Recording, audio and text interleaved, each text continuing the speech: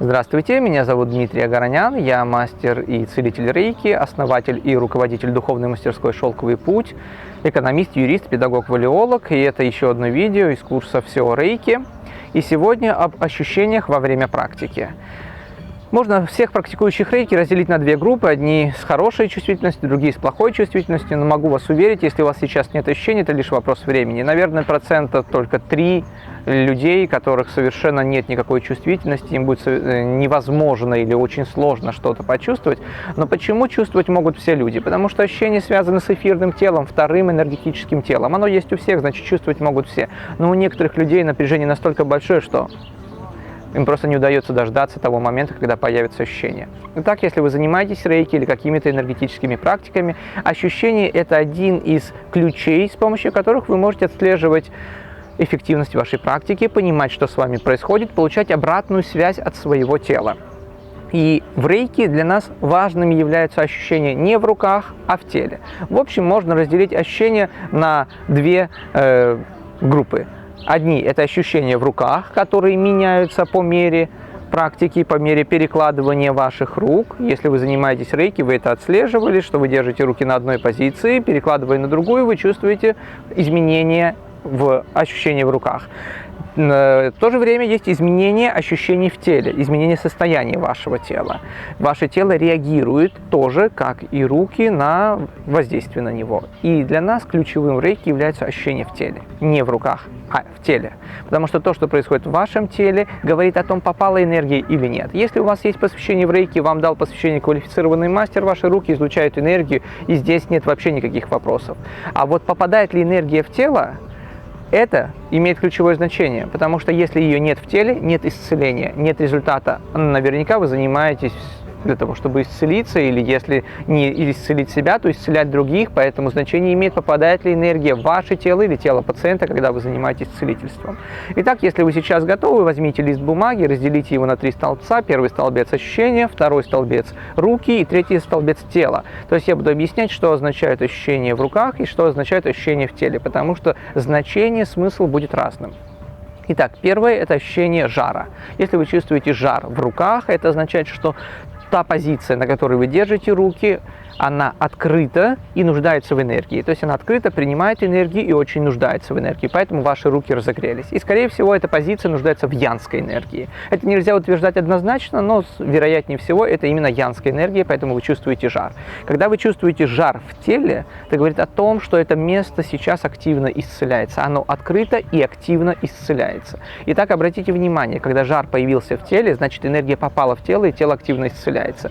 Ощущение в руках говорит только о том, что место, на котором вы держите руки, нуждается в энергии. К примеру, вы держите руки здесь на животе, и значит, ваш живот нуждается в исцелении. Там, к примеру, желудок или какой-то другой орган нуждается в исцелении. Но только когда жар появился в теле, вы можете быть уверены, что энергия попала в тело.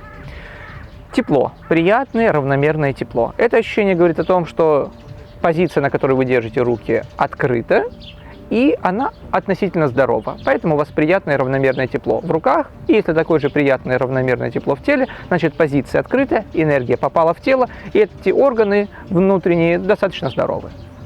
Холод. Активный холод.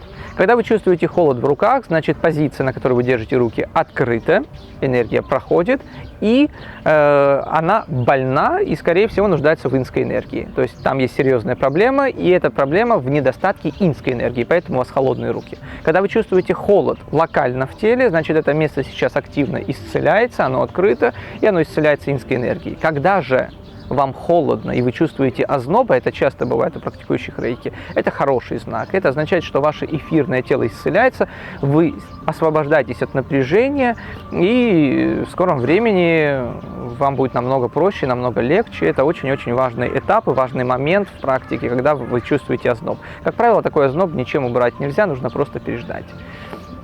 Следующее ощущение – покалывание. Когда вы чувствуете покалывание в руках, это значит, что позиция, на которой вы держите, имеет какую-то скрытую боль. А там есть воспаление или скрытая боль, поэтому в руках вы чувствуете покалывание. Покалывание в теле говорит о том, что открываются мелкие меридианы. Это похоже на ощущение после обморожения или того, что руки очень сильно перемерзли. Когда вы заходите в тепло, появляется покалывание. Это открытие мелких меридианов. Мурашки. Мурашки в руках говорят об открытии мелких меридианов в пальцах рук. Мурашки в теле говорят о том, что открываются мелкие поверхностные меридианы, и энергия начинает двигаться по телу. Замечательно. Это хорошее ощущение. Затем боль. Если вы чувствуете боль в руках, значит позиция, на которой вы держите, не принимает энергию. И избыток энергии в руках вызывает боль. Она просто не попадает в тело. При этом позиция, на которой вы держите руки, нуждается в энергии. И у вас болят руки. Такое чаще встречается в целительстве, хотя бывает иногда в работе над собой. Боль в теле говорит об избытке энергии. О том, что энергия оказалась локализованной, она оказалась зажатой, и теперь ей не хватает объема, не хватает пространства, поэтому больно. Вообще запомните, что боль – это всегда избыток энергии. Поэтому, чтобы избавиться от боли, нужно либо убрать избыточную энергию, либо открыть ей возможность уйти, убрать блоки, чтобы она могла уйти, пойти дальше в своем направлении. Следующее ощущение – это выкручивание. Ломоты, похожие на ломоту во время простуды. Это ощущение говорит о том, что в меридиане застрял блок, и представьте канал, в нем какой-то острый такой кусок, острый осколок, и он начинает крутиться, и вот это вот вращение этого осколка в меридиане вызывает ощущение выкручивания боли. Такое часто бывает в ногах и в руках. В этом случае нужно выпрямить руки, немного физически подвигаться, чтобы раздробить блок, чтобы он ушел дальше, и встать, походить, покрутить ногами. И вот выкручивание – это, с одной стороны, хороший знак, значит, энергетические блоки начали разбиваться и двигаться, с другой стороны, вам нужно сделать что-то физическое, чтобы энергия могла выйти. Следующее ощущение – это отекание рук и ног. Если у вас отекают руки или отекают ноги, это говорит о том, что энергия приходит к ладони и не может выйти. Либо проблемы с чакрой в ладони, либо если вы делаете позицию, значит энергия не может войти в тело. Она приливает к вашим рукам, но не может войти в тело. И нужно в этом случае убрать блок в теле, чтобы энергия попала в тело. Если у вас отекают ноги, то, скорее всего, у вас блоки на стопах и на подошвах стоп. Вам нужно выполнить чистку ног, чтобы энергия ушла через ноги, или выполнить дыхательную технику. Все эти техники вы найдете, я даю в обучении первой ступени рейки. Итак, запомните, это работа с блоками. Следующее ощущение – это онемение. Если вы чувствуете где-то онемение, то это проблема эфирного тела, значит, оно перестало двигаться, и в этот момент вы чувствуете онемение либо в руках, либо в ногах. В случае рук вы просто убираете, потрясите немного, и все восстановится. Если онемение где-то в теле, вам нужно убрать вот эту вот застрявшую, заблокированную энергию. Так, следующее ощущение – холод. Так, отсутствие ощущений, между прочим, это тоже знак. Если вы ничего не чувствуете в руках или ничего не чувствуете в теле, то это говорит о том, что энергия совершенно не двигается. Потому что небольшие ощущения говорят о том, что произошел сдвиг, но этот сдвиг не произошел полностью. Поэтому у вас появилась боль, покалывание, мурашки. Если же совершенно нет никаких ощущений, значит энергия совершенно не двигается. Или, вернее, эфирное тело совершенно не двигается. Поэтому нужно заниматься очисткой эфирного тела. Как раз вот этому мы учимся на первой ступени рейки, потому что одной из задач первой ступени рейки является развитие вашей чувствительности и умение работать с энергиями.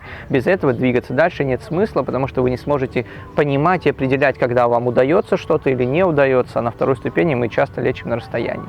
Итак, если я что-то забыл, напишите, пожалуйста, в комментариях, какое ощущение я не учел, чтобы я мог прокомментировать и объяснить, что означают эти ощущения. Жду вас на обучении рейки, практикуйте. Занимайтесь целительством, потому что в целительстве эти ощущения проявятся куда ярче, что-то из перечисленного вы могли никогда не чувствовать, хотя, может быть, это ощущение вам доступно. Поэтому поставьте лайк, если вам понравилось, подписывайтесь на мой канал, и до следующей встречи. Спасибо, счастливо!